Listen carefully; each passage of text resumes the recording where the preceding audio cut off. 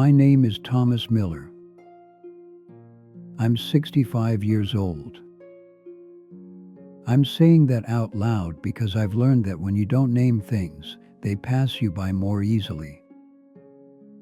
And right now, time is passing me by whether I name it or not. I've been sitting at my kitchen table most mornings lately, not doing much of anything. The coffee gets cold before I finish it.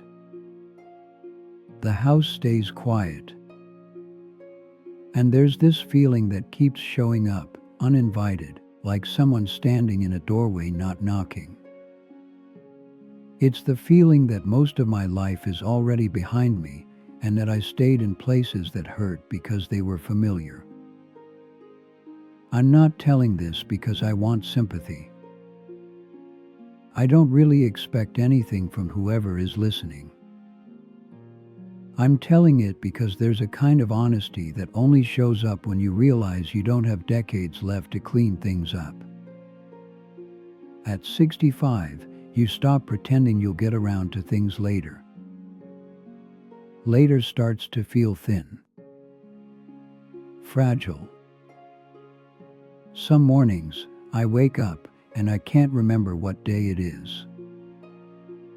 Not because my mind is gone, but because the days don't have much shape anymore.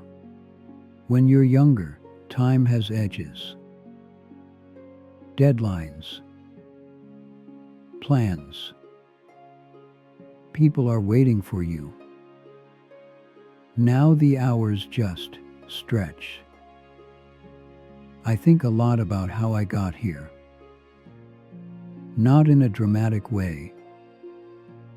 More like replaying old home videos in my head, except nobody else is watching them with me. I wasn't a reckless man.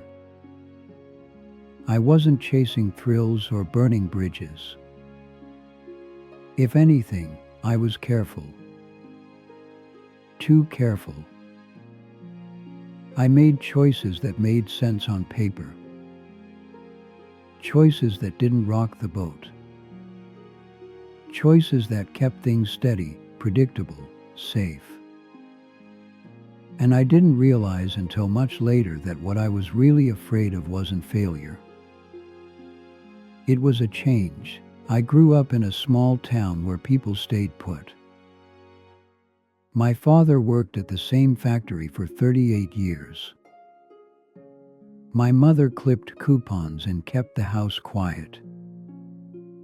They didn't talk about dreams. They talked about responsibility, bills, weather, who got sick, who passed away. I learned early that stability was something you held onto with both hands. You didn't let go unless you absolutely had to. So when I was in my 20s, fresh out of a community college with a degree I wasn't passionate about, I took a job at an insurance office. It wasn't exciting, but it paid on time. The people were polite. There was air conditioning and coffee that tasted the same every day. I told myself that was enough. I told myself I'd stay a year or two. Maybe move on once I have some savings. That's how it always starts. Temporary decisions that quietly become permanent. I met my wife, Linda, there. She worked 2 desks down from me. Brown hair. Soft voice. She laughed at my dumb jokes. She was safe in the same way the job was safe. Familiar. Predictable. We married when I was 28. Had a small ceremony. Nothing fancy. Her parents paid for most of it. Mine said they were proud. I think they meant it. The early years weren't bad. That's important to say. I don't want to rewrite my life as if everything was misery. There were good dinners, shared routines, Sunday mornings with the paper spread out between us. But even then, there were things I didn't say, thoughts I tucked away, questions I told myself I'd think about later. Like, why I feel restless on the drive home. Why I stared out the office window more than I should. Why does the idea of staying there for 40 years make my chest feel tight? Linda would ask sometimes if I was happy. Not accusing. Just checking in. And I'd say yes. Because saying no felt dangerous. Saying no would mean something needed to change. And I didn't know how to change without losing everything. We had 2 kids. A boy, then a girl. That settled things even more firmly. Once you have mouths to feed, fear becomes respectable. It gets called responsibility. I worked longer hours. Took on extra accounts. Missed school plays because it's busy this week. Missed dinners because this client needs attention. At the time, it felt like a sacrifice. Like I was doing what a man was supposed to do. The days blurred together. Alarm clock. Commute. Desk. Lunch at the same place. Home. Dinner. Television. Sleep. Every once in a while, something would poke through. A coworker is quitting to start a business. An old friend is moving out of state. Linda is talking about going back to school. And each time, I felt that familiar tightening. That sense of risk. I'd talk myself out of it. There's a mortgage. The kids need stability. It's not the right time. There was always a reason. The cost didn't show up all at once. It never does. It showed up in small absences. In conversations that stayed shallow. In the meantime, Linda stopped asking certain questions because she already knew the answer. I remember one night, our son was about 10. He had a baseball game. I promised I'd be there. But the meeting ran late. I told myself he wouldn't notice. When I got home, he was already asleep. His glove was by the door. Linda didn't say anything. She just washed the dishes a little louder than usual. I went to bed feeling tired, not guilty. That came later. Another time, Linda told me she felt lonely. Not alone. Lonely. There's a difference. I listened, nodded, and told her things would calm down after the next quarter. They never did. Years went by like that. Promotions. Raises. A bigger house that needed more upkeep. Vacations that felt more like obligations than rest. I kept waiting for the moment when it would all feel worth it. when the sacrifice would turn into satisfaction. Instead, things just thinned out. Linda and I talked less. Not because we fought. We just ran out of things to say. When you avoid hard conversations long enough, silence becomes the default. The kids grew up. They became polite, independent. They stopped needing me in obvious ways. I didn't notice at first. I was still busy. By the time I did notice, it felt awkward to try to step back in. Like showing up late to a movie and not knowing the plot. The turning point wasn't dramatic. No shouting. No explosions. Linda got sick. It wasn't sudden. She started getting tired more easily. Little things. Doctor visits that turned into tests. Tests that turned into quiet phone calls. Cancer doesn't arrive with a trumpet. It slips in and rearranges your life while you're still making coffee and checking email. I took time off work then.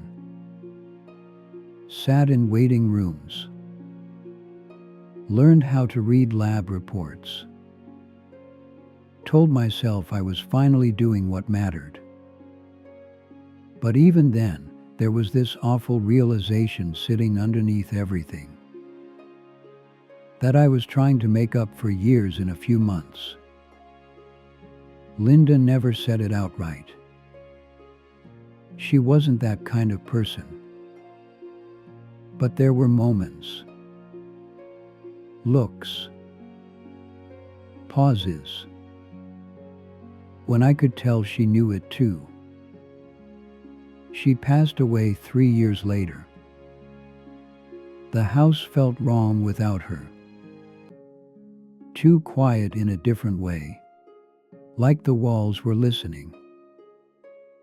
After the funeral, people went back to their lives. My kids called and visited when they could. They had their own routines. Their own families. And suddenly, all the reasons I had used to avoid change were gone. No mortgage pressure. No school schedules. No spouse to coordinate with. Just me.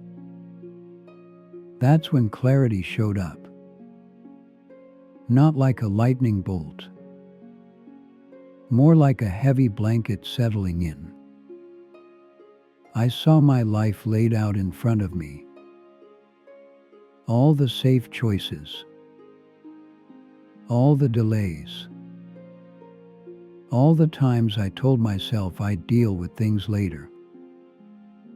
And I realized something that still sits in my throat when I think about it. Later doesn't come back to collect what you owe it.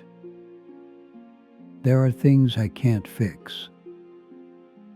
I can't go back to that baseball game.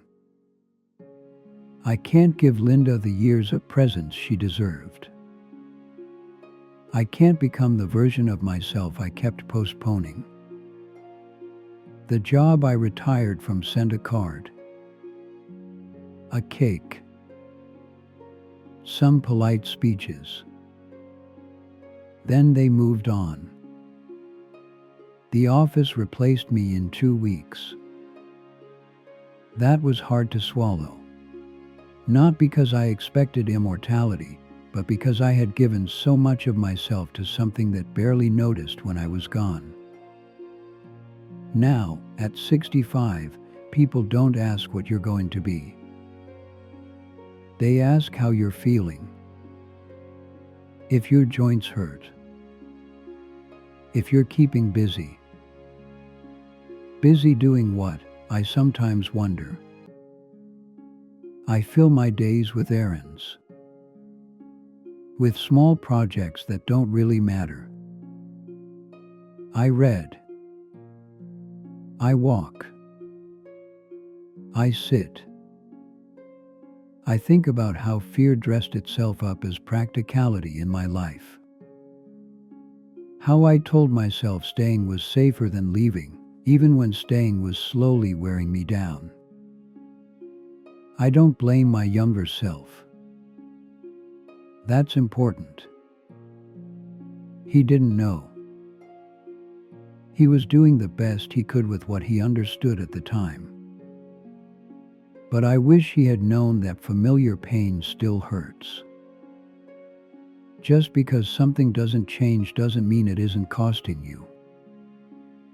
If you're listening to this, I don't know where you are in your life. I don't know what choices are in front of you. All I know is this: I spent decades assuming there would be more time to become myself. More time to speak honestly. More time to step into discomfort.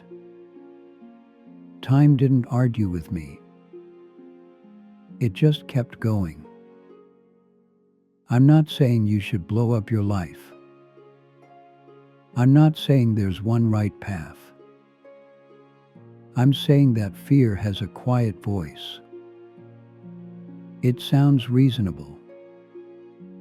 It tells you to wait, to be patient, to not make waves.